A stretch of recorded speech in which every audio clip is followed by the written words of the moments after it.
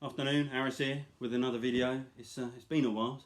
It's been so long that the Beatles and the Stones have released a single since my last video. When was my last video? 1972. That's ridiculous, isn't it? But I do actually. Would it shock you to learn I love the Stones? I do love the Stones. Yeah, Fred, Barney, Wilma, Bam Bam. Just an example of the high octane banter you've been missing, but Stephen Wright, in the last 4 weeks. I'm doing my top 15 of 1987, and it was an interesting year for me because I'd grown up really listening as a kid, listening to soul compilations, all that, and then finally I got into the Smiths, and that led me to the British UK weeklies, Enemy, Melody Maker, Sounds, Record Mirror, even Smash Hits. I mean, Christ. And I think the Enemy and Melody Maker had a combined readership of about 500,000, and now it's coming out every week. Get it in your newsagent, and you know they were brilliant. I know they take flack, but I think they're the reason. You know, British pop culture was fantastic, really fast moving, and you know I like it. It was sort of fashion led, which I kind of like. You know, they would just churn. You know, the minute someone they didn't like, they just get rid of them. And so I've done my top 15, and these I pretty much bought day of release. These, or most of them week release. And it's from 1987, which is the year that I really... And the weeklies were panicking in 87 because they knew the Smiths were splitting. So they were trying to find new angles. And because they were going to lose about 200,000 readers a week once the Smiths went. So this is my top 15 from 87. First up, PES Mode. Music for the Masses. Kind of like this, just squeezed in. I saw this tour. In Bournemouth in front of about 3,000 people. It was phenomenal. And it was just... They were kind of dropping off a bit in England. They weren't getting the hits anymore because they were kind of... Stuff like Strange Love, it's kind of more, you know, kind of hinting at sort of sadomasochism-y gear, and they're getting a bit sleazier, and that seemed to appeal to America. And yeah, I saw them in front of 3,000. 4 months later, they played in front of 60,000 at the Pasadena Rose Bowl in America. So yeah, pretty decent album. Never Let Me Down Again. Strange Love. I mean, it's all pretty decent actually. It's all pretty decent, but that was an amazing gig. Number 14. Sister, Sonic Youth. Again, just squeezes in. I do like Sister, but I prefer Evil that came before. This came out on Blast First, the UK imprint, and yeah, great album. I love Schizophrenia, the opener, and I love Pacific Coast Highway. And I'm hit and miss with this. I think Evil's way more consistent. This has got some sort of jarring moments, but yeah, number 14, and yeah, it's got a nice. Thankfully, I've managed to keep a lot of the inners on these as well when I bought them, because I used to be a terror. I used to like put stuff up on my wall and all sorts. But yeah, next up, introducing the Hardline according to Terence Trent D'Arby. Terence Trent D'Arby. I don't know if this was the rest of the world. Terence Trent D'Arby was poised to go berserk he was going to be the next Prince meets James Brown meets Michael Jackson. I think he had 3 or 4 top 10s. If You Let Me Stay, Dance Little Sister, Wishing Well. I mean, they were all, I think, top 5s. Don't even one of them got number 1. I saw him in Bournemouth as well, about a month after Depeche Mode. And I managed to go with Charmaine Wilson from college. I don't know how I managed it. People still talk about that. Like, if I meet an old school friend with his kids out in the street, they're like, yeah, it's Harris. And he went to see Terence Trent D'Arby with Charmaine Wilson. And then I wander into the sunset. She was amazing. Actually, she popped up on my Facebook recently after 7 hours of searching, and she still looks like Beautician now. But yeah, great album. He went a bit mad after this, didn't he? He brought out Neither Fish Nor Flesh about 91, double album was it? And he couldn't sell a carrot in that. Then he was wasn't happening for him. I had to have this at number 12. It's a bit of a cheat. Napalm Death, The Peel Sessions. The Peel Sessions came out in 89, but this includes the first album, Scum. Now, if you were listening to John Peel in 87, he was playing the usual guitar stuff. He was playing a lot of African music, King Sunny A, the Bundu Boys. He was playing a hell of a lot of emerging hip-hop, like Eric B. and Rakim, Boogie Down Productions, and he was playing a hell of a lot of grindcore. And this is insane. This is the album Scum. He was playing stuff like Napalm Death, Extreme Noise Terror. It was, and this is the one. I mean, Napalm Death. They came from, I think, Birmingham or the Midlands. They had to. They'd probably grown up listening to Sabbath, Slayer, Motorhead, and thought, "You pussies! How can we make this quicker?" This is absolutely nuts. The album Scum that I bought in '87. I mean, I think the track Scum actually only lasts 2 seconds. This has got 24 tracks on that last 20 seconds. They have to 20 minutes. They have to group them in threes. It's the Peel Sessions. This is the best way to hear Napalm Death. It's so insanely fast. It's ridiculous. The last tracks, Wars, Raging in Hell, Conformal Day, and SOB are just mind melters. But it's the drumming. The drumming is so insanely quick. It almost time slows down. The vocals are just this dirgy. I don't know. I mean, I guess everyone knows Napalm Death, but the album's Scum. I mean, I think I bought the next one, which was Enslavement to Obliteration, which came out in '88. Scum was the album I loved in '87. The Peel Sessions is the way. In fact, if you really want to get into grindcore, there's an album called Grindcore at the BBC, which is all the Peel Sessions and about 9 different bands. It's a single CD which has got about 84 tracks on it, and it's mental. But yeah, this is. I never want to listen to another grindcore record, and I didn't. I listened to a few things on Earache Records, but this was it. But yeah, Scum by Napalm Death. It was just such an eye opener, and this, yeah, as I say, it's got half a Scum, I think, on the first side on this Peel Sessions record. This one's been beat. This one's been through the wars. I think it sort of got taken around a lot when I was a nipper. Number 11. Squirrel and G-Man, 24-hour party people, plastic face, can't smile, white out. The first album by the Happy Mondays. From Manchester, mid-80s. Manchester in the mid-80s, like most of Britain, was probably hard times, mass unemployment. A lot of the Manchester bands had grown up listening to sort of funk, soul, northern soul, because of bands like New Order, I suppose. And this is a really odd little record by Happy Mondays, but I love it. It's very scratchy. Mark Day, the guitarist, is incredible. Sort of influenced a little bit by northern soul. There's sort of funky tones. There's a little bit of krautrock on it. The drumming is a little bit krautrock. Just a scratchy little album, and it's brilliant. It sold nothing. It's on Factory Records. I think it sold about 2,000 copies. Obviously, in 3 years' time, they became like the biggest band in Britain for a year. But yeah, my favourite on here is Olive Oil, which is a fantastic track. Mark Day doing a real Johnny Marr job, and these fantastic drums, and all the bass lines here are like really Motown influenced. But yeah, I love Squirrel and G-Man, 24-hour party people, plastic face, can't smile, white out by Happy Mondays. Look at that, £6.49. I don't know what record shop that is. That looks like it might be HMV, but yeah, fantastic record. This is one you don't see much. The Lilac Time. I've forgotten what it's called now. I think it's just called The Lilac Time. Stephen Tintin Duffy. He was in Duran Duran, but was never in them when they released a record. Then he became a solo act and had a big single with Kiss Me. Then formed The Lilac Time, which is this really lovely, sort of gentle, acoustic-y folk pop band. This is magnificent. Very reminiscent of the Go-Betweens, if you're into the Go-Betweens. Even the Lars, even maybe Johnny Marrish Smiths at their most poppy. Wonderful album. Don't see it get shown a lot. Absolutely magnificent. Probably quite hard to find now. Don't think it sold a lot. Don't even think they had a big hit single, The Lilac Time. But yeah, if you're into like sort of gentle, breezy guitar pop, this is about as good as it gets. Fantastic, the Lilac Time album. Number 9, the Enemy and Melody Maker, especially the Enemy, were going huge on.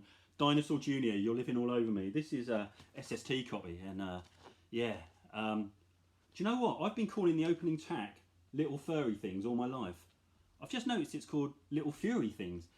That was the one that got me. It was incredible. It started off with Jay Mascis, or I think Lou Barlow, screaming his head off for about 4 seconds. Then it just goes into this beautiful track. I love this album. The Lung is the one. The Lung is magnificent. Sort of distorted. Kind of, you know, people always link him with Neil Young and Crazy Horse, but it's kind of like the grunge Crazy Horse, you know. It does suffer a little bit from poor production, this, and but it's a magnificent album. And it was a real turning point, I think, for the Music Weeklies, because this kind of led them to really concentrating on America, and that's why Enemy and the Melody Maker went huge on Sub Pop by about 88, 89. I mean, they were giving. I mean, I think Sounds put Nirvana on the cover in '89, because Kurt Cobain always used to wear that Sounds T-shirt. So yeah, the UK music press were pretty far ahead on Nirvana, and that's why I bought Bleach day of release. I still, my pension plan sits over there, but yeah, Dinosaur Jr, You're Living All Over Me, number 9, I believe. Next up, as I said, the weeklies were extremely concerned the Smiths were splitting up, so they were desperately looking for another Smiths, and they went for The Wedding Present, George Best, from Leeds, had a very unique style. Not many bands have ever sounded before like The Wedding Present. They used to play their guitars almost like banjos. It was like this ding ding ding ding ding ding ding ding ding ding ding. And my theory is the Strokes may have used to like The Wedding Present, but yeah, this was a great record. Why they got George Best involved, I'll never know, because I think most people would say George Best is the greatest footballer to ever come out of the United Kingdom. Is that right? If you ask my dad, he'd say Jimmy Greaves. If you ask me, I'll say Mick Shannon. He had a right foot that could peel a tangerine. But George Best, and George Best was also used on some of the promo. Now, bear in mind, this is a band that weren't even getting in the top 100 at the time. That's a bit like an American indie band having Michael Jordan in some of their promo stuff. It didn't make any sense, but great album, George Best. They sounded so unique, and to be honest, once they started sounding a bit like a normal band, I lost interest. But yeah, Wedding Present, George Best, number 8. I was almost loath to put this in. The Smiths, Strange Ways, Here We Come. I remember rushing out to buy it. I had it on cassette, and yeah, it's decent, and it's got one of my top 5 ever Smith songs, which is I Won't Share You, which I love. I Won't Share You. Last song, very poignant. I never see people say I Won't Share You is one of their favourites. I absolutely love it. And yeah, comes in at number 7. And yeah, it was okay. I was kind of disappointed. I've grown to love it more over the years, but yeah, Strange Ways, Here We Come by the Smiths. Next up, this is one that the Melody Maker and Enemy were going nuts for, and why they became huge in England very quick. The Pixies. This is Come On Pilgrim. It's a 8-track, 12-inch, but plays at 33. We call it an album. And yeah, I think this got number 30 in the NME. I just looked, the NME albums of the year, and I think Melody Maker had it top 20. I think this is wonderful. And the guitar player, Joey Santiago, didn't even make the top 250 Rolling Stone best guitarist in that list recently. He pretty much invented alternative 90s music, Joey Santiago and the Pixies. I mean, Nirvana were in absolute awe of Surfer Rosa, hence why, you know, they wrote Smells Like Teen Spirit to be like a Pixies song. And they got Steve Albini in, who produced the Pixies, the next album. But Come On Pilgrim by the Pixies, I think it's, the flat production kind of done help it. I think it's a marvellous album. Next up, this was the NME album of the year in 1987. Yo Bum Rush the Show by Public Enemy. John Peel had started playing Rebel Without a Pause in 87, which isn't on this album. And the next album hadn't come out yet. And I heard Rebel Without a Pause, and I just thought, this is the greatest thing I've ever heard. I still do, in a way. So I bought this album. It's not on it, and it kind of disappointed me, because the Bomb Squad production team, the difference between this and It Takes a Nation of Millions, the next album, is light years. But this is pretty decent. And I listened to it again last night, and it surprised me. Public Enemy number 1. You're Gonna Get Yours, Time Bomb, Yo Bum Rush the Show. They sound pretty good. It's a little bit clunky. It did sound incredible. Public Enemy went huge in the UK, hence why on the next album, Nation of Millions, the live bits they use are at the gig in London, because they couldn't believe it when they came over. And in America, they were playing in front of 300 or 400. They came over to the UK and they were playing in front of 3,000, 2,000. It was all people with these whistles, and it was madness. But yeah, great album. Next up, and I think they were at number 4. Songs about, there's a rude word, making love to your missus gently by Big Black. I love this. Again, they were pretty big in England. When they put the live album out, Pig Pile, they used the English gig because they played that in front of a couple of thousand. And yeah, side 1 of this is incredible. It's the best Big Black 6-out run stretch. I'm not so keen on the model, the Kraftwerk. Side 2 falls apart, but for side 1, the power of independent trucking. I remember John Peel played Fish Fry, actually, and I remember hearing it. I think he played this album and it's full, I've got a feeling. But I remember hearing Fish Fry and like, oh, that's the greatest thing I've ever heard. Rushed out to buy it. And this is nice. It's still got the... this is on Touch and Go. Still got the Touch and Go. I've kept the... look at that. Every Touch and Go record you could get, $6. Fantastic, isn't it? And 12-inch singles, $3. But yeah, amazing stuff. But the first side of this record, Steve Albini's guitar. I mean, I think he made his own guitar. He called it the Black Sledge, and he played it with a metal pick. And oh my God, no one's ever sounded like Steve Albini since. Incredible, incredible record. Number 3. Yeah, I've shown it a few times. Locust Abortion Technician by the Bottle Surfers. Just mental. There's no coherent thought on this record. It's out on Touch and Go. The opening track is Sweet Loaf, which was a 9-minute demolition of Black Sabbath's Sweet Leaf. Then it just goes into the realms of the obscure. What I love about this, anyone can make a mad sounding record. I could. But there's no coherent thought in this. There's like a song like USSA, USSR, which sounds like a truck ticking over outside, and some scratching. There's a track by The Omen, which sounds like a chipmunk singing a grindcore record. There's probably the best known track on here, 21 going on 22. 22 going on 23, which is a sample of a woman ringing into a radio show saying that she'd been sort of sexually abused. And then they let rip with this guitar solo, which, oh my God. Yeah, Locust Abortion Technician by the Buttholes, number 3. Number 2, I love this record. I remember buying this from a newsagent. Remember when newsagents used to sell records? Kiss Me, Kiss Me, Kiss Me by The Cure. I think this is easily the best Cure record. Incredible, incredible. The opening track, Kiss Me, Kiss Me, Kiss Me, the guitar on that, I just think awesome. My favourite track on it was like Cockatoos, which I just think is an awesome. But Catch, Just Like Heaven, and it's got their pop side and their darker side, and I just love this record. I still play it all the time. I love it. I love it. Kiss Me, Kiss Me, Kiss Me by The Cure, number 2. And number 1, Warehouse Songs and Stories by Huse. It's their attempt. They were in the Last Chance Saloon. They signed to a major. It's their most conventional pop sounding record or rock sounding record. The band were in turmoil. Their sound engineer, who they loved, had just committed suicide. Grant Hart and Bob Mould, the 2 songwriters, were just taking pot shots at each other. I think Bob gets 11 songs, Grant gets 9, and even on the songs they're having a go at each other on the songs. And Grant and Bob were homosexual, and there was even rumours that they'd had a bit of an affair with each other. I don't actually believe that. I think that's a convenient story for the music press. But yeah, the band was all like, Bob Mould was coming off drugs and alcohol. Grant Hart was very much on drugs and alcohol, and the whole thing just exploded. And this is kind of like the punk rock Rumours by Fleetwood Mac. It's just a double album of 2 blokes who were sick to the sight of each other, knowing that their probably record career is over on a major, who are like sick of the sight of each other. And it's a great record.